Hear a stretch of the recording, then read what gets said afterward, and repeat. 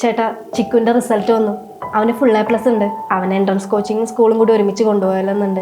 എൻ്റെ വക ഒരു കൺഗ്രാസ് പറഞ്ഞു കേട്ടോ അവനോട്. പിന്നെ ചേട്ടാ, സ്കൂൾ ഫീസും എൻട്രൻസ് ഫീസും കൂടി ഒത്തിരി പൈസ ആവില്ലേ? അച്ഛൻ്റെ കയ്യിൽ എന്തെങ്കിലും ഉണ്ടോയെന്ന് ചോദിച്ചു. നിന്നോട് ഞാൻ പല തവണ പറഞ്ഞിട്ടുണ്ട്, നിന്നെ അവർ കെട്ടിച്ചു കിട്ടിയാ ഇനി നീ വേണ്ട അവിടുത്തെ കാര്യങ്ങളൊന്നും നോക്കാൻ. അല്ല ഏട്ടാ, എൻ്റെ സാലറി. എടി നിന്റെ സാലറി എടുത്തു കൊടുത്ത പിന്നെ വണ്ടി DMA അടിക്കും. ഞാൻ നേരത്തെ പോവാം, നീ ഇന്നലെ ബസ്സിന് പോക്കോ. അവൻ പറഞ്ഞത് മുഴുവൻ ഞാൻ കേട്ടായിരുന്നു. ഞാൻ ഈ വള പണയം വെച്ചാലോ എന്ന് ആലോചിക്കാം. ശമ്പളത്തിൻ്റെ അടുത്തല്ലേ പ്രശ്നമുള്ളൂ.